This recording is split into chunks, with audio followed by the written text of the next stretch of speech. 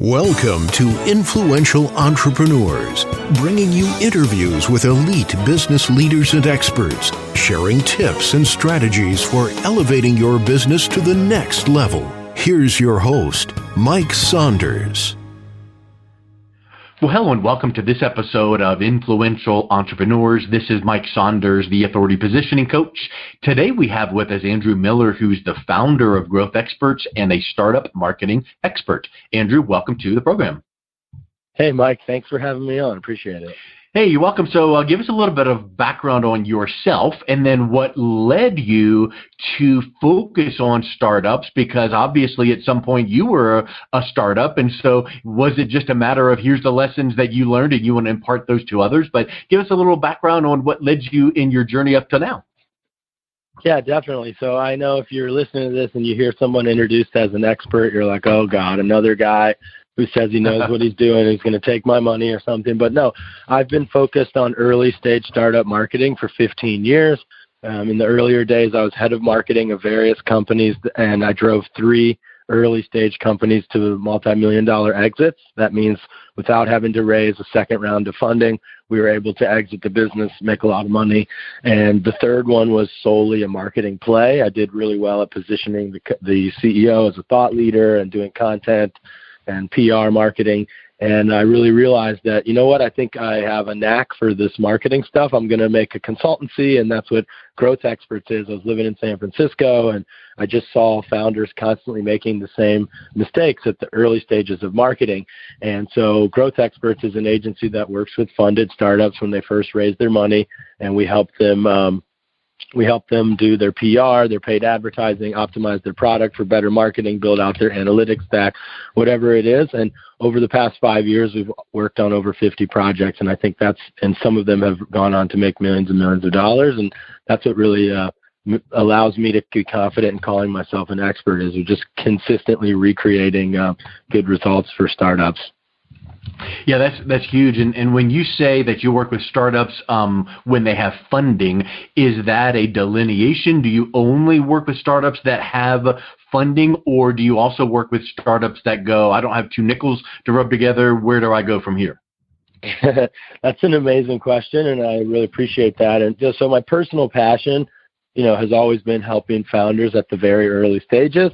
Obviously, if they don't have 2 nickels to rub together, it makes for a difficult business to scale financially for myself, but that's a personal project, and I do donate my time to, nonprofits to help, Black and brown and female founders, and actually work with a LGBTQ startup organization. So I focus my pro bono efforts there, but a couple years ago, I was doing a huge contract launching a dating app for Tinder, and we actually did I got sick of having to say no to bootstrap founders that were reaching out to me, solo entrepreneurs, early stage entrepreneurs that were not having huge budgets but needed some help, and I saw them consistently making the same problems as well. So I actually spent 6 months developing a coaching business with an online course. So for one very low fee, less than an early stage employee, bootstrap companies can actually get me on their team as a marketing advisor, and I get them a full-time junior marketer as well inside of that coaching program, so that we can basically combine to make a marketing team. And the online course teaches these early stage entrepreneurs how to do their own PR, how to do their own SEO, how to do their own app store optimization, how to do everything that my agency would do for them, to basically get the organic traction to go out there and get the funding or get the sales coming in so that you can afford to really scale up.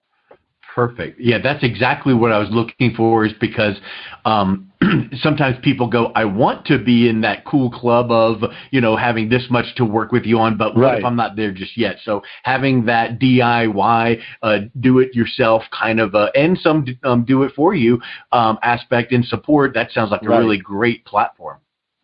Yeah, so, it started with the online course, and we give founders this course, and it's 45 HD videos. It teaches them how to do all the growth strategies themselves. It has a 60-page workbook. They can message me. We're in a forum. I can give them advice. But I found that a lot of founders are really, truly chief everything officer at the early stage of their business. Yeah. So they don't really have the time to execute these strategies. Some of them even think they know everything that needs to be done. They just don't have the time to do it. So what we've had a lot of success with early stage companies is finding this junior marketer. I find them, source and hire them for you. I manage them on a weekly 1-hour strategy call that we have together. And then we're all on Slack and your communication channels together. And so the intern or the junior marketer starts going through this course, working with you in-house, and then they lean on me for advice and training and examples and templates from my career.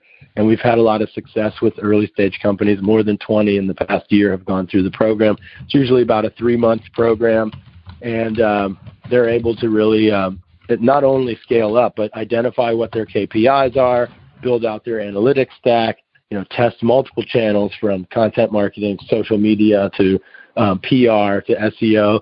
And then 3 months later or 4 months later, they've got the traction, they've got the solid numbers, and just the confident marketing foundation to go and actually raise money. And, I think that's a really interesting point you make with the word foundation, because I think that some people approach business or life as ready, fire, then aim, right? They just want to go. And they're going in 9 different directions, and they don't have structure. They don't have a foundation. Well, if you want to do you think of Shark Tank or, get some funding or things like that, sometimes they want to go right there and they're not ready, because when you're asked a question by the VC or the angel or whoever, now all of a sudden it's like, yeah, we don't have that quite yet. And who wants to jump on board with that? But when they can come on and say, here's what we've got, here's what we've done, here's where we're headed, now you've got some momentum and you're pouring grease on the fire. Absolutely. Confidence is a real big thing. You need to have all those answers. If you don't know what your customer acquisition cost is before you go into a meeting with a VC, they're going to be like, go away. So you need to at least run some tests, know what a lifetime value is going to look like, have some ideas around acquisition and what you're going to do with that money when you go to raise it. And if you're listening to this and you're not a startup and you're a solo entrepreneur, or you're not planning on raising money, because I know COVID is changing a lot. A lot of startups are just going to stay super lean and try not to take on VC money. And I think that's a great play. If you can grow organically, then that is better than growing through paid user acquisition if you have the time and ability to do that. So we don't only work with startups as well. With this coaching program, it's also enabled me to be able to work with a lot more varied entrepreneurs. I'm helping a digital author with a book launch. I'm helping a mayoral candidate in Baltimore.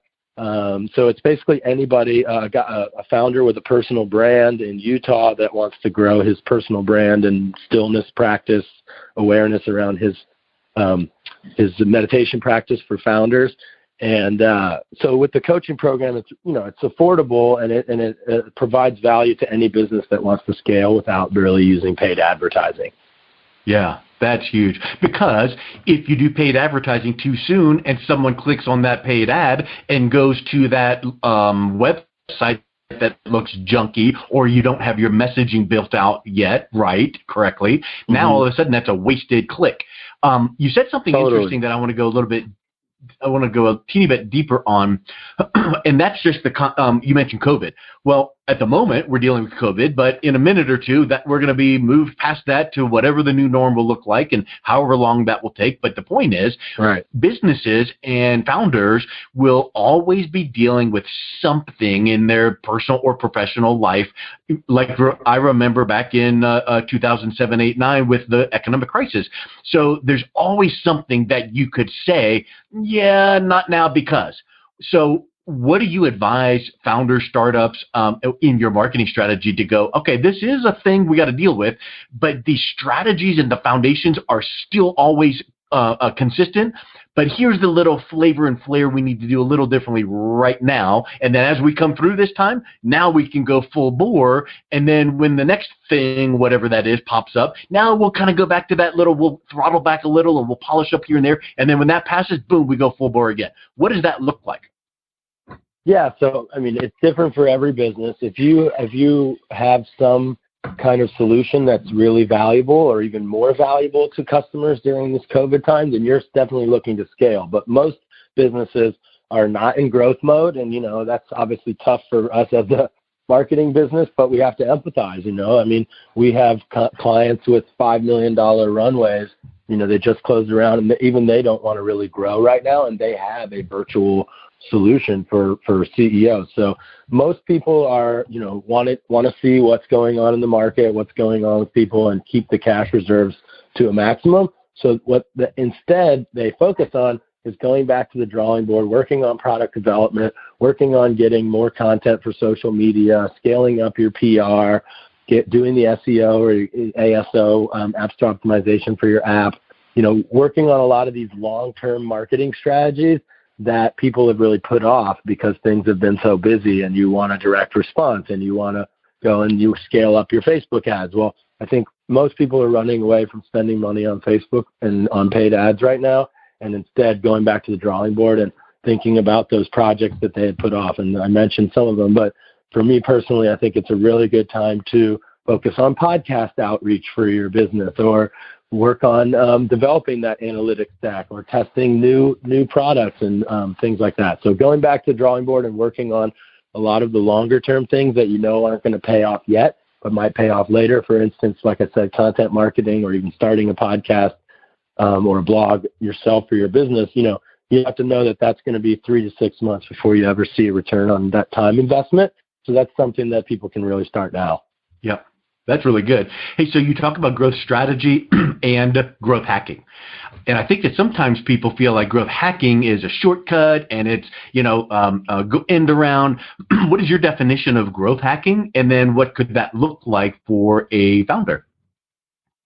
Yeah. So my definition is really making something happen with less resources. So, growth hacking at an essence is a mindset more than actual strategies. I mean, obviously you can growth hack individual strategies. I teach a course just on how to growth hack your PR, but it's really just a term Sean Ellis invented it about 10 years ago that really meant this new form of marketing that's focused on data and aggressive growth opportunities. So, when I work with founders, I'm the devil on the shoulder saying, let's try this, let's do this. I think we can hack some growth out of this.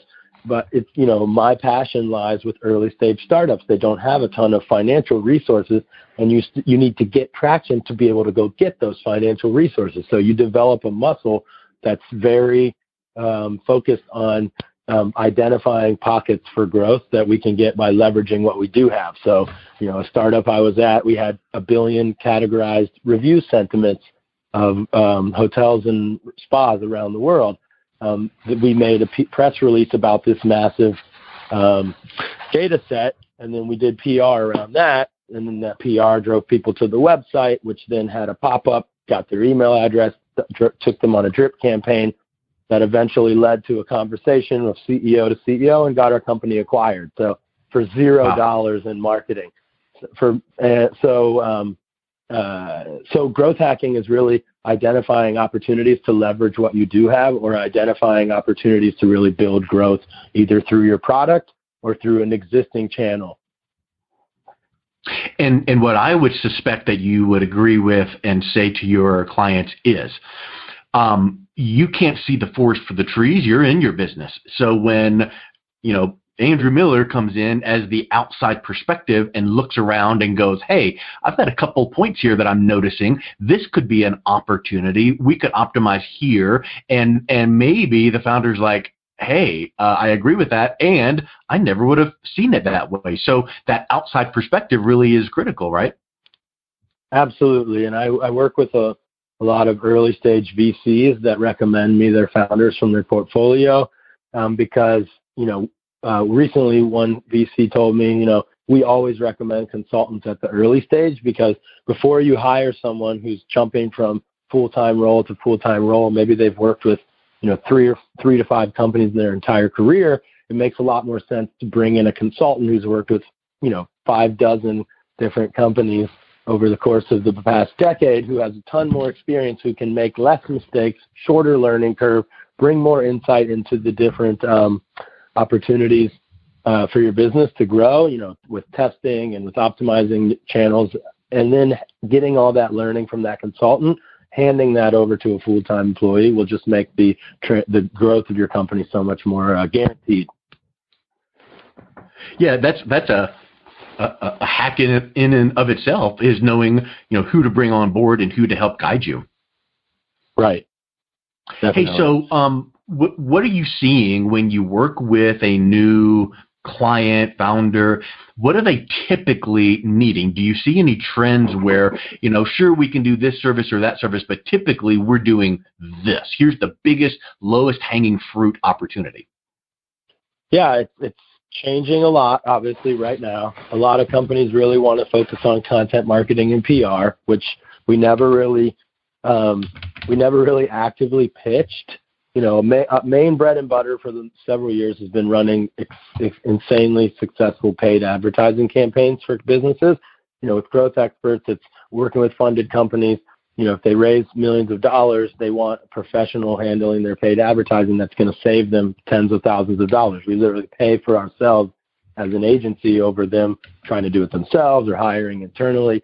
But we also do SEO, social media, email marketing. We do online giveaways, events, and everything. Obviously, events is out the door, but PR has really come up. PR and content marketing through PR in the sense of getting founders on tons of podcasts, Forbes magazine, TechCrunch, Inc. magazine, StartupNation, whatever publications are going to really drive the needle for them during this time. That's really been growing a lot. I mean, we've helped businesses scale 30% in less than 2 months with just PR during this time. So I think that's content marketing and PR is really something that's growing. And like I said, we never really actively pitched it, but we found out we're pretty damn good at that also. So that's been growing a lot. Yeah. And I've interviewed David Meerman Scott before on my podcast, who focuses on newsjacking. Is that an aspect that you find yourself watching for to help a PR campaign? It's not something. So totally the same exact thing that David says. It's literally all PR is. It boils down to 4 major parts. It's working with the startup to make them realize that they have a story. A lot of times they don't even think they have a story. So crafting an incredible story with the founder and with the startup, something that's going to be valuable for the reporters, developing a list of targeted media and reporters that we want to get in touch with. And then it's all about distributing the press release and getting in touch with them, and then just building those relationships is the 4th part. It takes time. It's not overnight. You've got to stay top of mind. You've got to stay relevant. You've got to stay interesting so that when that story becomes valuable to them, that they choose to cover you and not somebody else. And it really just 100%. It really just brings into mind the, Stephen Covey, begin with the end in mind. You need to know what the purpose of this PR campaign really is so that you're able to structure it the right way and get the most effective attention. Absolutely. And that's marketing in general. If you're constantly just thinking about what you can get and what you're going to get out of every marketing campaign, you're going to fail. Same with business in general. If you're working on your business right now just trying to make money, not saying that you shouldn't try to make money, but your goal should be to help more people with your business. And I think that's what's helped us succeed in GrowthExpertz versus other marketing agencies, because we're not ripping people off. We're not stringing them along. If I can create value for you in 1 month, we're not going to work with you for 3 months. We're going to crush it in month 1. It's all about how can we create value for startups and how can we help them grow. And so when you're thinking about your business the same way, I think it really becomes easy with sales and with growth, because it's just constantly thinking about the customer. How can we create more value for them? And the same goes with PR. It's like a little microcosm example of the greater picture of life. When you're thinking about, this story would be really valuable for that reporter, and you reach out to them as such, hey, I've got a really valuable story for you. Would you like me to send the press release across? You're almost always going to get a response. Yeah, I would love to know what that story is. Send it my way. And then they'll take a 5-second glance to see if you were bullshitting or if you were serious about the value. Yep. And if you were serious, they're likely to respond and be like, this is awesome. I'd love to chat with you. And that's really how easy PR really is. I mean, obviously we've been doing it now for 5 to 10 years. It takes some skill at writing that valuable story and creating that value, and that's where the experience comes in. But that's basically the essence of it. That's awesome. Well, Andrew, thanks for coming on today. What's the best way that people can reach out and connect with you and learn more about your consultancy? Yeah, so if you're a funded company and you're spending money right now advertising and trying to do things yourself, you don't have an internal head of marketing, I would love for you to go to GrowthExpertz.com with a Z, not an S at the end, and hit us up. We'd have a free chat with you. If you're an unfunded startup, early stage, or a solopreneur who wants to learn some aggressive growth hacking strategies and learn how to do your own SEO or PR or email marketing or online giveaways and all that good stuff to grow your company, you can go to andrewstartups.com, or you can email me at andrewstartups.com, and I will hook you up with a discount just for hearing me on Mike's podcast. And you know what? Actually, Mike, I'm going to give you guys an exclusive discount, so you can paste it below for your audience so that they can either get the course or get involved in that coaching program. That is awesome. So is that something specific URL that we need to go to? Yeah, it's on andrewstartups.com. You just click the course at the top or the coaching program, and you'll see. But I'm going to give you guys an exclusive discount URL that you can include on this post or below, so that your audience can get a nice discount on getting involved with that course. And they can message me with any questions. I'm also Andrew Startups on Instagram. Excellent. Well, Andrew, thanks a million for your time. It was really great talking with you. Thank you, Mike. Great. I hope this. You've been listening to Influential Entrepreneurs with Mike Saunders. To learn more about the resources mentioned on today's show or listen to past episodes, visit www.influentialentrepreneurssradio.com.